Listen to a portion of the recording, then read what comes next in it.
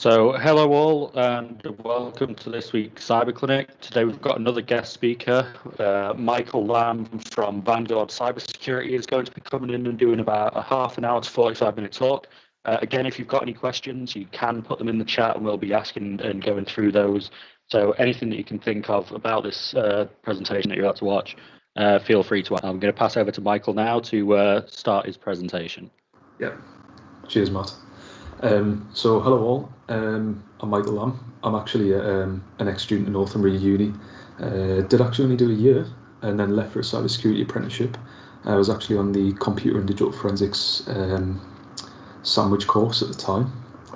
So that's a little bit about me. Recently started Vanguard Cybersecurity. We're actually quite a small consultancy based in Jarrow with one office, just outside the Tyne Tunnel. Previous clients, NATO and HMRC. HMRC are a current client of mine as well. We're still working with them. More recently, as of today, actually, we've just joined the North East Business Resilience Centre Advisory Group. So some exciting movements for us, as well as recently just gaining Cyber Essentials certification.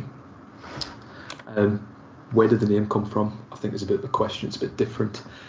So Vanguard, it's actually the name of the submarine class for the nuclear deterrence programme in the Royal Navy, and since we have quite a focus on the defence industry, it's kind of a nice fitting. And there are essentially just two meanings of what a Vanguard is.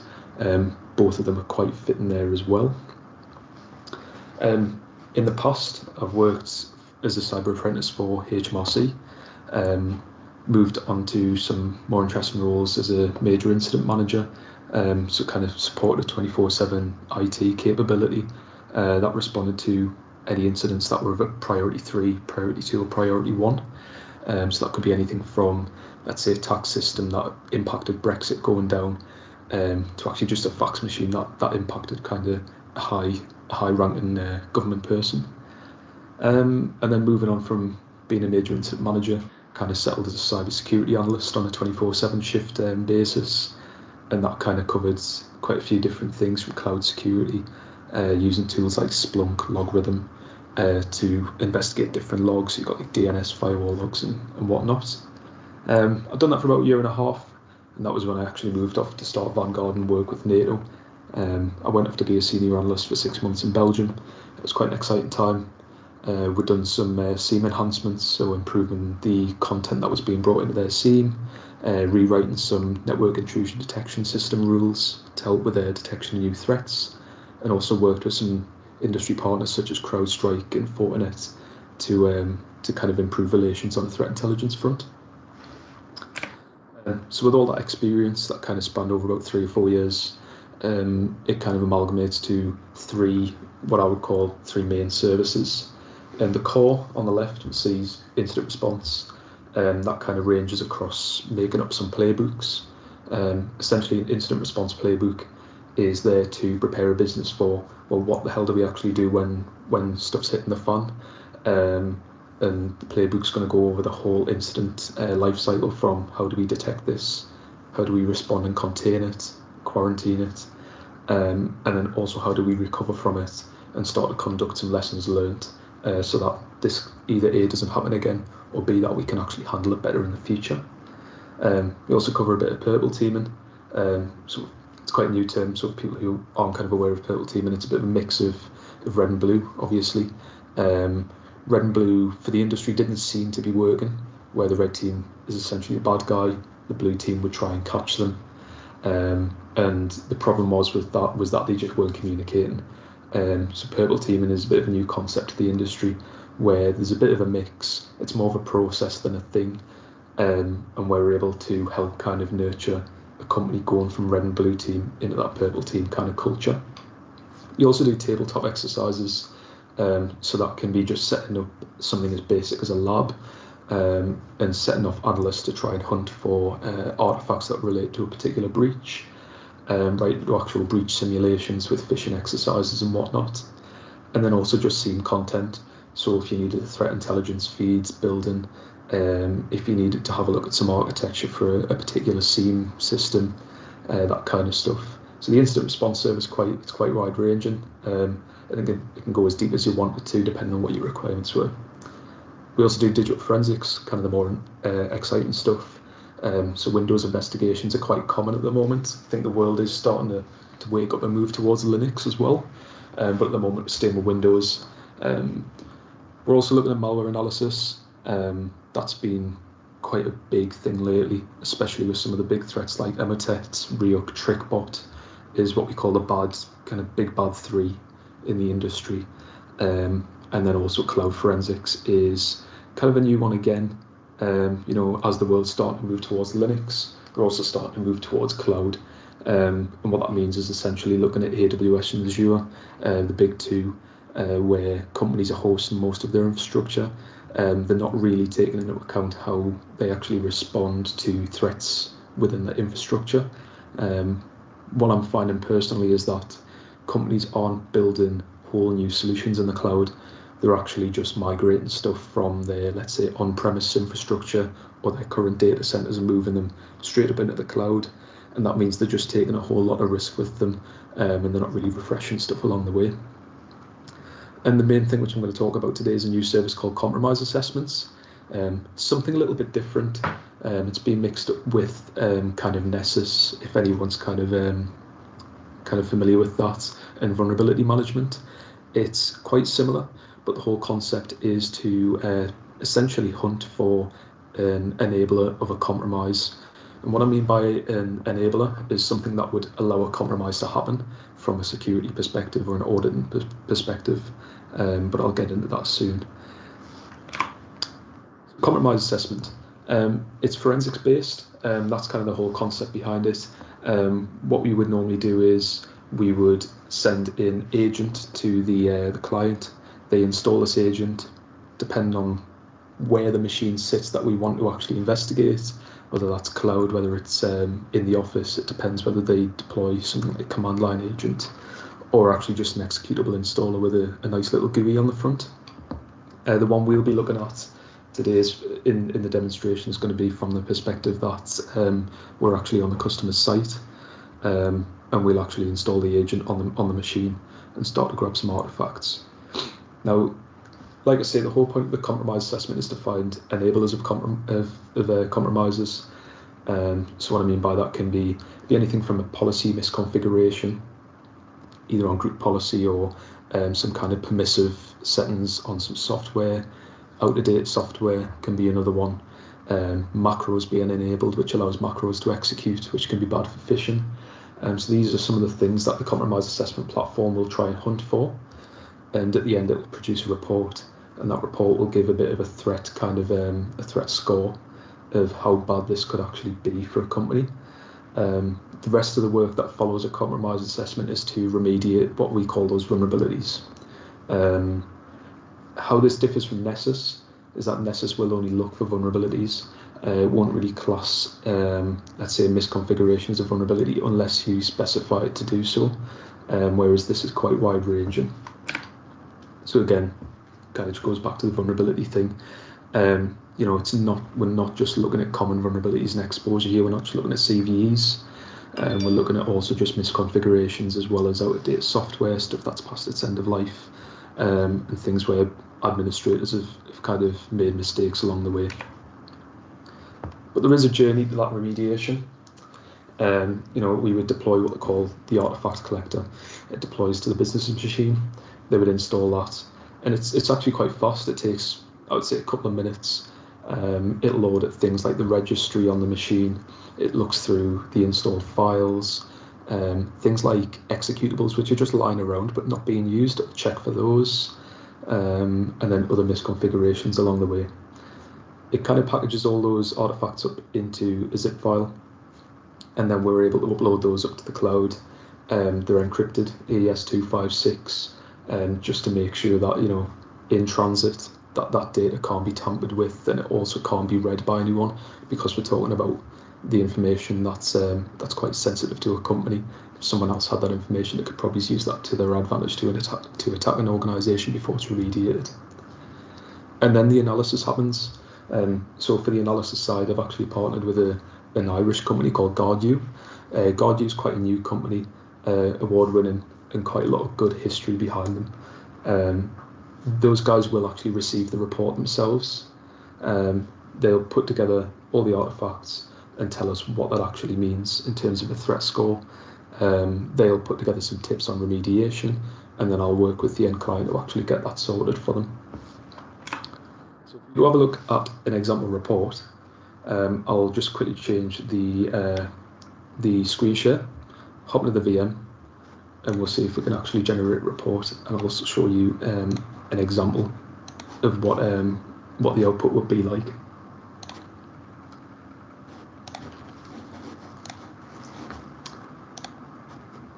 So that should be on everyone's screen now. We should be looking at the virtual machine which I've actually got there. Now this is just a machine which I've spun up just for valuation purposes. It's not really something that is configured in a way to be particularly vulnerable. So it is just a bog standard Windows machine that we've made. Now this is the GuardU platform. It's quite similar in the sense to Nessus, where you can log in, you've got the GUI, but it's more there just for the management of the report. So if you log in, what you normally have is you have your list of clients. For me, this is an example one, Bob's Oils. Bob's Oils, we can see, only has one assessment at the moment, and you can hop in, you can see how many employees this company has, how many offices worldwide, and mainly where they operate, some contact details. We can also see that there's already been one assessment done. That might have been maybe of the company's domain controller, or maybe an Exchange server or something that we did a previous assessment of. Now to create an assessment, it's quite simple. You select your client, create assessment, and then you'll get this. Now there is some stuff coming in the future we're working towards, ISO 27001, NIST, and Cyber Essentials audits. These audits are kind of mapped to these standards to allow people to attain those certifications quite easier, rather than just the manual audits. It's kind of technology driven. Now you'll have to actually give a estimation, ideally, of how many devices are in the customer's infrastructure. So let's say they've got 5,000 employees. So we'll just say, for all intents and purposes, 2,500 workstations. Probably expect about 10% of the users for servers, and maybe about 500 network devices, given the fact they've got about 20 offices. Depending on the way that the customer's network works, let's say you could use Microsoft SCCM for software deployment. That means you can take advantage of that to actually deploy the agent. So if this was a realistic scenario, you've got 2,500 workstations, you would look to deploy it using some kind of automation software like SCCM. It's quite not really disruptive, which means that you can easily just deploy it straight to the user's computer, run the artifact collector, and grab the data straight back. But in this case, we're not going to be doing that. We're pretty much logged on one of the end user machines. Now what's going to happen is, now it's going to start to compile the artifact collector. You would download the artifact collector straight onto this machine, and then you would start to run it. It runs quite fast, like I say, it takes a couple of minutes. It's surprisingly fast considering it has to go through the whole registry. It's pre-configured to only grab certain artifacts, such as like auto run keys, which could be risky. It's going to go through quite recursively through the disk and try and find some interesting artifacts that are going to be worth writing a report about and worth kind of tying a risk to. Because at the end of the day, it's all about kind of reducing that risk. Now, whilst that compiles in the background, we've actually already got the first assessment that we ran against this machine. So for the purpose of the demonstration, I will run the data collection again, but this is actually the report already done. Now this report, with it being just kind of a bog standard Windows machine, doesn't actually find loads, but I'll go through the kind of methodology behind this, or the method of the madness, I like to call it. Now, the way that GuardU works in their analysis is they use something called threat scale. For me, this is very similar to the MITRE attack framework, where you have the different stages of an attack. And they've kind of simplified this a little bit down into 3 phases, or 3 stages. So you've got intrusion, you've got capture, and you've got culmination, just at the top here. So they've broken these down into 3 phases. So for intrusion, we've actually got reconnaissance, we've got equip, and intrusion. So that's going to be the main kind of stage or main setup of the stage. And then we've got capture, which is essentially going to be the attacker when they're going to start actually acting on their objectives. So they're going to start, looking around the machine, a bit of enumeration, what services are running, try and identify what the purpose is of that machine in the network and see if it's worth actually attacking. If it is, they'll start to move on to infecting things, start to grab a hold of any files that might be worth grabbing a hold of, and then perhaps a sleeper agent that might just want to wait for a little bit, and start grabbing data later on. And that's when they move on to the culmination. Mission accomplished. Essentially, they've got the data, they've ransomed the network, or they've managed to move on to something like a domain controller, which is then going to give them some admin credentials. And then the cleanup. From my experience, there's not a lot of cleanup from an attacker. They seem to just leave the place in a bit of a mess, but have read reports, they will try and clear the registry keys. Some will actually just totally ruin the hard drive so that, there isn't really any cleanup to do, but at the same time, they've gotten rid of any evidence to the best that they can.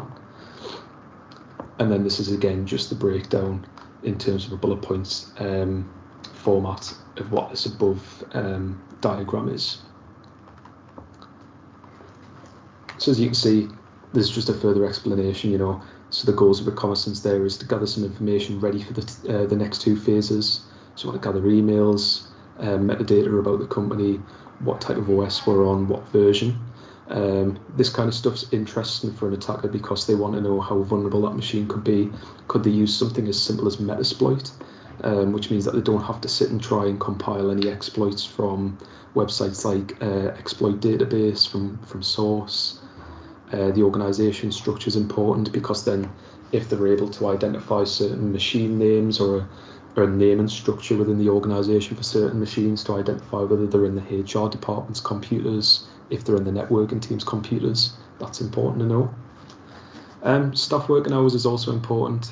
Again, going back to the fact that I've worked in a 24/7 team, it's important to know whether or not there's any teams supporting any services out of hours, just so that they don't trample on anything and end up tripping an alarm. And also monitoring an organization's press releases, or let's say key business events. It's important to know that, let's say they've onboarded a new client or a supplier, could they actually attack the supply chain as well to get a foothold? And as it says, these are the resources they're going to use to actually meet those objectives. Things like LinkedIn is a massive trove of data for an attacker. Web search results where Google's kind of indexed some data, and publicly available data, I would have said maybe GitHub. If they're a tech kind of focused company, you might find something there inside of the company's public dev pipeline. In terms of equip, this is where they're going to take that information, let's say about the OS types and versions. I've mentioned Metasploit. We're now going to look for proof of concepts for some exploits. We're going to check the common vulnerabilities exposure, see if we can actually find any vulnerability information, and maybe a bit of in-house development depending on how sophisticated this attacker is. Do we need to do something bespoke, or do we need to take some source code for an exploit and maybe change it up a little bit? And the intrusion now is where we're actually going to start connecting to the infrastructure. So by now we should know whether or not we're going to be using something like SSH, RDP. We should have our C2 or command and control servers set up. And then we should start to be able to create a bit of a tunnel to get some payloads across, try and get some reverse shells and stuff like that going. This intrusion phase is quite widespread in terms of, you can see the resources there.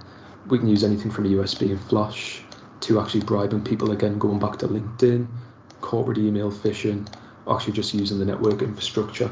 So let's say if we looked at Showdown and find out that they've got some open ports that we can connect to, can we actually do some password spray in there if there's a login page, that kind of stuff.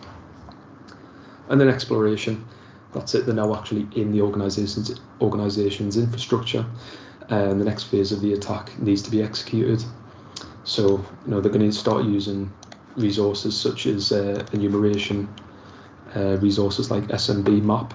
SMB map's quite a common penetration testing tool to actually map out a machine's shares. So if they've got any network shares available, can they find any interesting files in there? Can they grab any cookies from the user's browser, saved passwords? These are things that an attacker might want to automate, and that's because, you know, let's say if we're in a network like Bob's Oils where they've got about 2,500 workstations, and they're in part of the domain that has about 200. You don't want to be doing that manually. Obviously, keeping in mind staff working hours, they might only have maybe a 6-hour window, and then keeping in mind the fact that people are monitoring all the time for user behavior analytics. They're monitoring processes running, firewall connections, how long connections are open for. There's a lot of hoops to jump through for an attacker, so it might be best off they would deploy they would probably deploy a virus or a bit of malware from phase 2 that would allow them to enumerate a machine and send the data back to a C2, essentially what we're actually doing with the compromise assessment. And then moving on to kind of the final kind of movements of an attack is where we're going to try and move laterally, or lateral movement across the network. We're going to start trying to hide the activity as well. So you might, let's say if you've got the piece of malware that we're going to run, let's try and rename it as PSExec, or try and maybe name it as service host and blend it in a little bit. And then at least when, you know, the monitoring team come round, they do a sweep, or there's a threat hunter on the network, you might get lucky and get around them a little bit. And then the sleeper agent, essentially creating a backdoor that they can come back to, establishing some persistence in the network. There's a couple of ways to do that. Let's say over a DNS channel with TXT records is a good example in the resources list here. Now, TXT records are quite interesting. They are literally what they say on the tin. They're just text pulled over DNS. The interesting thing is with this is DNS can either go over UDP or TCP. TCP will begin at 512 bytes and over for a DNS payload. Anything under 512 bytes will be deemed as UDP. Now, from a monitoring perspective, you would monitor for interesting DNS names. Now, if it blends in from an attack point of view, then you want to start monitoring for high counts of UDP payloads. For TCP, you just want to be looking for those large-sized payloads. You know, we're talking about 1,000, maybe 2,000 bytes of a single payload, and that could maybe indicate that the attacker has started to exfiltrate some data about a machine that they've attacked, or maybe they could be actually infiltrating stuff back in. That can also be accomplished with DNS. And then the final stage, really, that's it, job done. We've got the data, we've exfiltrated it now over DNS, we've got around it, not tripped any alarms. It's essentially, it's time to start cleaning up, really, and it depends. What I've seen from the industry so far is I actually analysed a packet capture not long ago for Emotet, and they actually kind of passed off connections to TrickBot, and TrickBot took over from there and then ransomed the network after Emotet achieved their goals. And it's starting to become a bit of an economy now where malware actors and attackers are starting to actually connect more, and there's starting to become a bit of a closer connection to state nations as well, where there's profit to be made on a global intelligence front as well. So there's a whole host of things that can be done once that mission's accomplished. Like I say, traditionally they used to just run out the door, that's it, and now it's time to actually start selling the backdoor that they've got off on the dark web, and that's quite commonplace. So actually looking at the assessment findings mapped to these stages, we're going to say that the findings are categorised either as potential or actual. Now, the way that we differentiate this is it depends on whether or not the finding poses a direct risk to the infrastructure. So if it's potential, it's not really a direct risk, but let's say if it's tied in with a couple of other things, or there's a couple of other factors that could play in, then it could become an actual risk. An actual risk is exactly a direct risk to the infrastructure. So let's say something like PSExec being left on a non-administrative machine, that could allow for some interesting PowerShell activities to happen there. Macros being enabled on the network could be an actual direct risk, because then we could stage a phishing attack, that kind of stuff. Aside that, we've also got the color-coded system. So whilst we've got the actual and the potential, we also kind of categorize these on a color basis, and try and tie some priority to them. So you've got high level, mid level, low level, and informational. I wouldn't say the informational ones are worth ignoring. They definitely help informing you as a blue teamer, as a defender, or as a risk manager, what's kind of out there and what could become a risk and what's worth paying attention to. Now, obviously, as you can see with the high level ones, we'll come back to the top. These are going to be things where we've got an actual identified vulnerability, which is going to give someone root access. It's going to give someone remote code execution. It's going to pretty much ruin the system if someone was to get hold of that vulnerability. And it also depends on if there's a proof of concept out there. Is there a direct exploit out there as well? So for high level, this is going to be something like zero logon. Zero logon's quite I'd say quite a new vulnerability out there. But it's not really being fully patched. You can actually go on Shodan and find a few vulnerable machines. So I think if we found something like zero logon, I would have classified that as a high level risk. Mid-level, it's kind of, there isn't really a full exploit out there. We know that it's vulnerable. The exploit's kind of at its proof of concept stage. People are talking about it. Maybe Rapid7, who are quite a big player in the Metasploit world, haven't quite got a working payload, but we know it's coming. But we also have to recognise that we're not going to get administrative privileges. Now, again, I wouldn't ignore a vulnerability that only gives you a user access rather than admin. There's still a lot you can do, and this is what the whole point of the compromise assessment is there for, is to show that actually a user's machine is full of a lot of misconfigurations which can be abused. And then a low-level impact, it takes into account both the fact, the availability of an exploit, what the outcome's going to be, whether you get admin privileges or not, and then also the likelihood as well. So let's think about an APT attack. Well, who are you really? Are you Bob's Oils, or are you just a small to medium enterprise with not many kind of public-facing machines? That kind of stuff. Informational level could be the Microsoft firewall on the actual operating system. It's going to pick up on that. Maybe it's disabled because there's already something else there. It's just something to consider, really. It's going to be stuff where it's going to give away some metadata about the machine if it was to be enumerated, but it's not going to be a direct cause of an attack, and it's not going to give the attacker anything worth working with straight away. So here's an example. We've got the detailed report here. With all that in mind, we have a finding, and then we have a table. So again, the status is going to be potential or actual, depending on the direct risk. And then we've also got the level of threat that it poses, the threat scale category.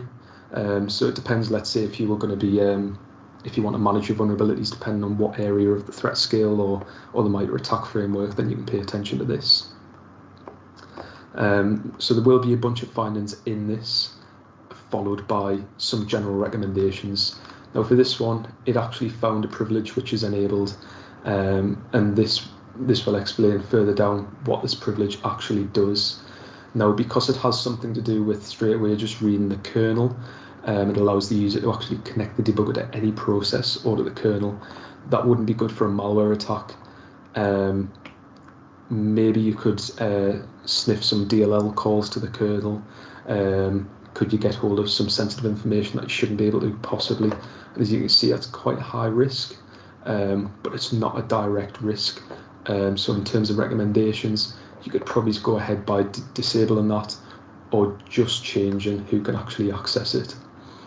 Now looking below, we actually do get a screenshot as well to actually walk you through how to action on that recommendation. It's kind of not just alone where you just get some kind of techie information. This is what it looks like in the GUI, which always helps with people. You can see, as I mentioned, the Mimikatz there. Mimikatz was a tool made by pretty much a sysadmin. You wanted a way to be able to dump certain things, and one of those things was password hashes. It's always bad because you can crack those password hashes, especially if they're quite common. You would use something like a rainbow table, which has a bunch of potential combinations in there, and eventually you're going to come across one that's a match. Now, Mimikatz is obviously a direct link to the SE debug privilege being enabled. If you disable this, there's another mitigation towards Mimikatz being executed on the network. So I would say overall this is a pretty good example of what the compromise assessment findings can find. If we jump back to the dashboard, we can now actually see that we've created the new assessment. The other one's actually completed as well, and we can actually start the data collection now as well. So there's three downloads, and again it depends on what the user's kind of deployment situation is. So that depends whether or not they're in the cloud, they use SCCM or something else. Now, because we're actually on the user's machine now, let's say we're on a user in HR, we're kind of just logged on, and we just want an example from each department, then there's not really a lot of time consumption. There's probably 6 departments, that's 6 machines to log on and do them. Probably set aside 15 minutes of the user's time whilst they're on the break, and we would do that for them. So you would download the zip, open up the zip, and you can see we get the batch file and the executable there. So just extract that.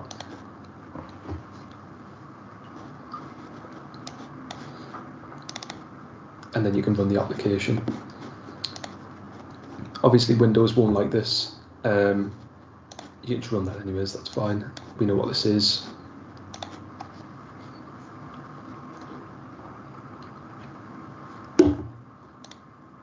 And then it will start to collect the data in the background. You see something's just popped up.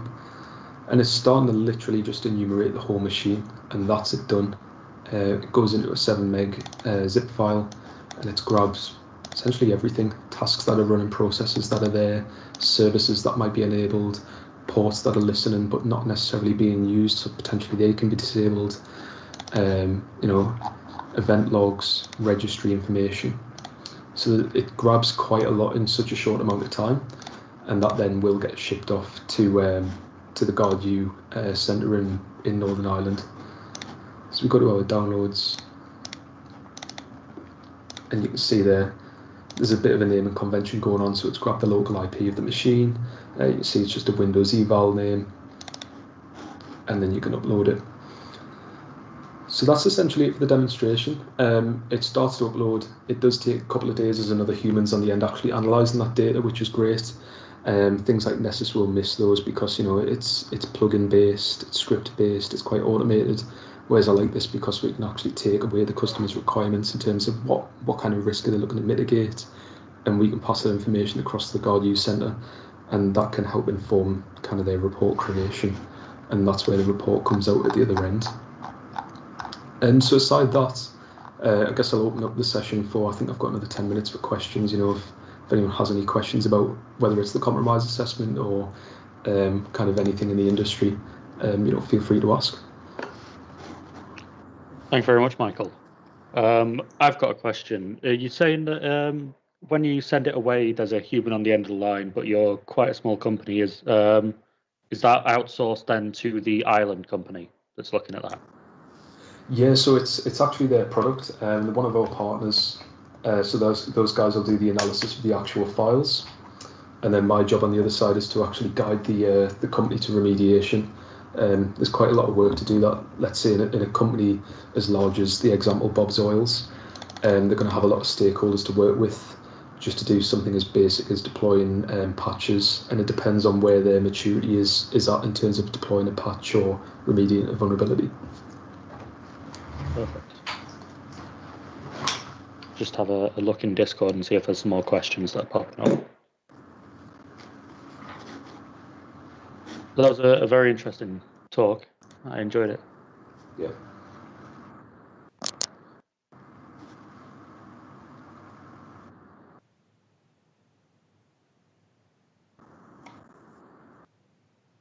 Mm.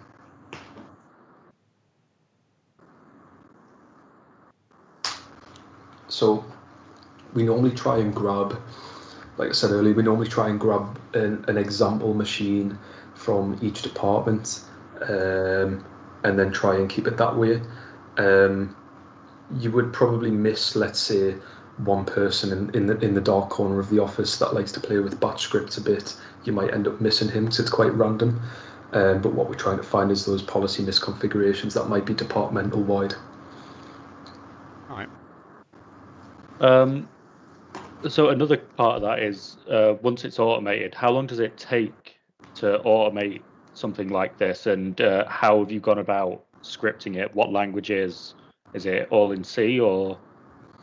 I would love to know the answer, but like I say, the product's not mine. They are just a partner. Yeah.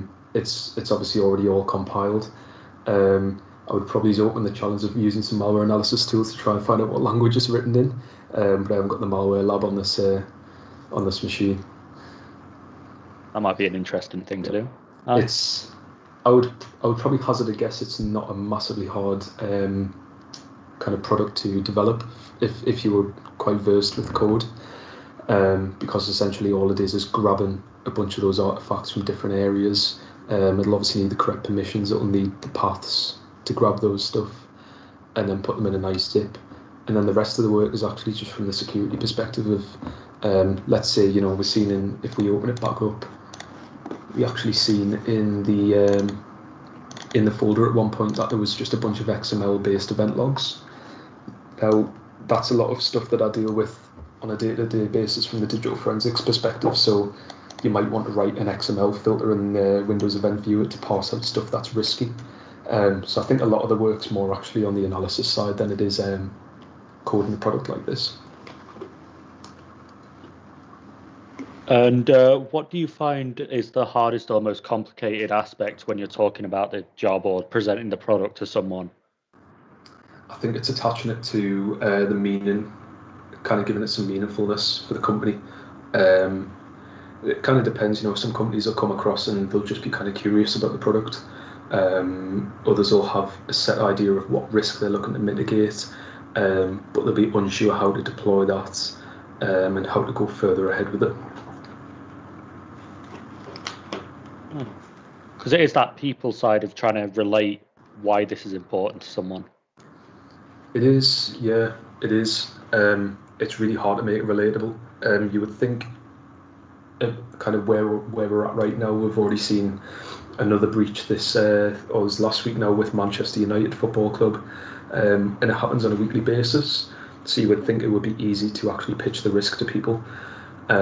It's still quite difficult because security is expensive by and large, and it's also quite a hard thing to deliver on, depending on the company as well. They've got their own challenges.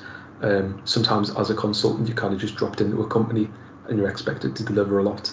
You could easily spend the first 4 weeks of an engagement with a client just trying to understand their structure, how they work, who the main stakeholders are, and who are the people that can make things happen. Interesting. But yes, I've thoroughly enjoyed this. I'm going to leave it another minute or two and see if any more questions come in. But yeah. So how long ago was it that you said that you left Northumbria? Because you came and did 1 year and then... Oh, it was quite a little while now. I think it might have been, should be about 3, maybe 2 years ago now. Yeah, I think about 2.5 years, kind of flown now, and it's not been a lot of time out in the industry really to where we're at now. But I've had so many challenges kind of thrown at me, and obviously being fortunate to be in the positions where you pick up so much, it's just time to start doing stuff yourself.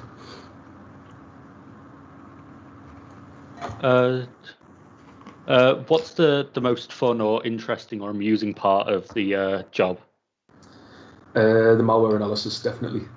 You get an interesting sample to look at, and you don't know what you're in for when you first see that sample, whether it's an executable file, is it an email, and it's almost like a Russian doll. There was one which I started off was a phishing email. It goes out, the link goes out, it pulls down multiple PowerShell payloads that download executables, their .NET files behind them, and then you start to apply the threat intelligence side to it. What have you just found? Can you pivot off the hashes, the IP addresses, and you find this link to an actual state nation attack. So I think the malware analysis is definitely the more interesting kind of stuff. And are there a set of toolkits or a set of programs that you'd recommend for someone starting to look into malware analysis? Definitely, yeah. I'll share screens actually.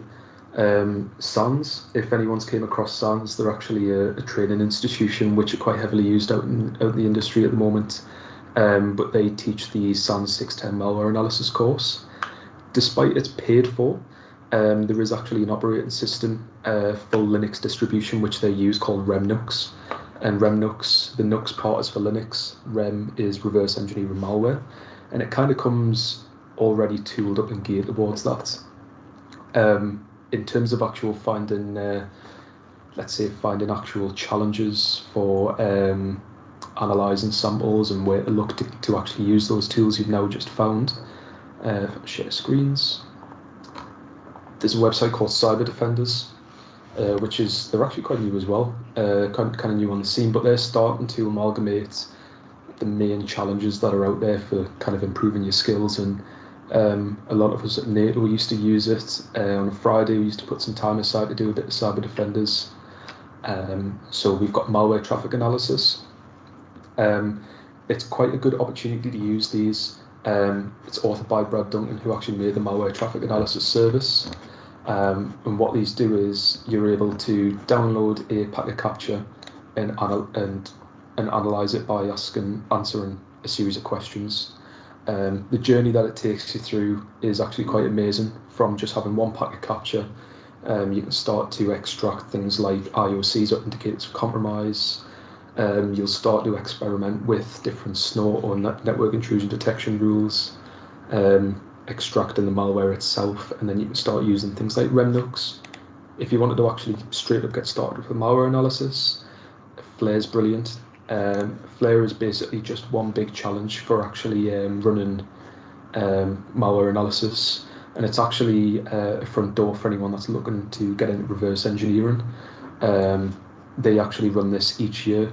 So you can see the first one, 226 completely challenges. It's quite big. Now you would think there's only seven questions, but again, you'll be taking on quite a journey to actually get the answer to those.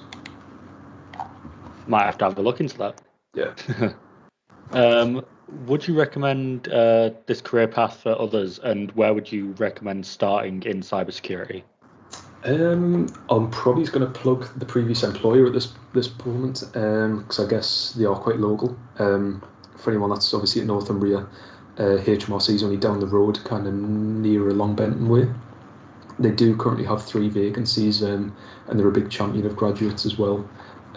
We have had graduates which have done some amazing stuff, right through to transforming some of the cybersecurity services that we offered. Entry level, it's really just starting at an analyst role, but I was lucky enough to get into an apprenticeship, which unfortunately I think the government's kind of clawed away from the northeast, and that's a big shame. Other than that, you know, it's worth just making those connections again with recruiters, making connections with local people, and just getting involved online and doing stuff for the community whilst you're on that journey in. Perfect. Ryan, have you got any? No, not off the top of my head. You've virtually answered all the questions I possibly would have, so. Yeah, excellent presentation. Thank you very much. No, that's fine. Pleasure. Is there an email address or something if we want to get in contact, or a LinkedIn or? Sure, yeah. I'm on LinkedIn. It's just Michael L. I do need to actually add my surname back to that. Otherwise, it's Michael at vanguardcybersecurity.co.uk. You can actually catch the website as well, which I'll pop on the screen, because the domain's on there. So essentially, it's just Michael at vanguardcybersecurity.co.uk. I'm on Twitter as well, Mike Cybersec.